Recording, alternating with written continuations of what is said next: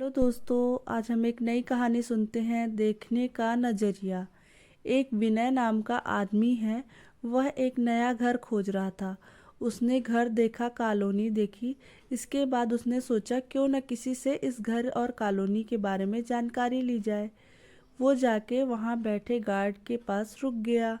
वो गार्ड से पूछने लगा, भैया एक बात बताइए कि यहाँ रहने वाले लोग कैसे हैं, क्योंकि मैं अभी अभी यहाँ घर देखने आया हूँ।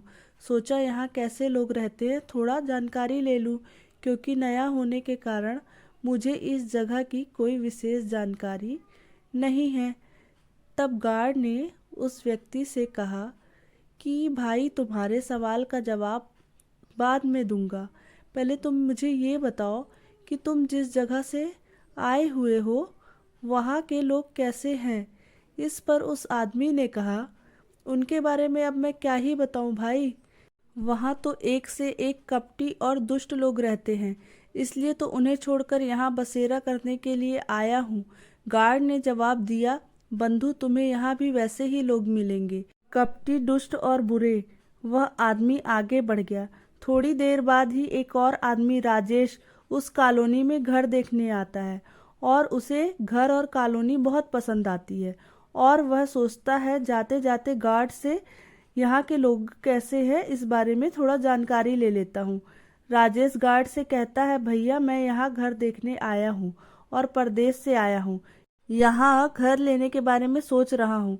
मुझे घर और कॉलोनी तो बहुत अच्छी लगी, इसलिए आप मुझे बता सकते हैं क्या ये जगह कैसी है और यहाँ रहने वाले लोग कैसे हैं। गार्ड ने इस पर फिर वही प्रश्न किया और उनसे कहा कि मैं तुम्हारे सवाल का जवाब तो दूंगा, लेकिन बाद में। पहले तुम मुझे ये बताओ कि तुम पीछे से जिस शहर से भी आए हो वहाँ रहने वाले लोग कैसे हैं। राजेश ने गार्ड से कहा, भैया जिस जगह से मैं आया हूँ वहाँ भी सब भी सुलझे हुए और नेक दिल इंसान रहते हैं। मेरा वहाँ से कहीं और जाने का कोई मन नहीं था, लेकिन व्यापार के सिलसिले में इस ओर आया हूँ और यहाँ की आबो हवा भी मुझे भा गई है, इसलिए मैंने आपसे ये सवाल पूछा था। इस पर गार्ड ने उसे कहा, बंधु तुम्हें यहाँ भी नेक दिल और भले इंसान मिलेंगे। ये घर और कॉलोनी बहुत अच्छी है। राजेश ने गार्ड का धन्यवाद किया और आगे बढ़ गया। तभी ये सब बाकी के गार्ड देख रहे थे, तो उन्होंने उस आदमी के जाते ही पूछा, ये क्या भाई, आपने दोनों ही घर खरीदारों को अलग अलग जवाब दिए, हमें कुछ भी समझ नहीं आया। इस पर मुस्कुराकर गार्ड बोला, आमतौर पर हम अपने आसपास की चीज़ों को जैसे देखते हैं वैसे वो होती नहीं है, इसलिए हम अपने अनुसार अपनी दृष्टि से चीज़ों को देखते हैं और ठीक उसी तरह से जैसे हम हैं।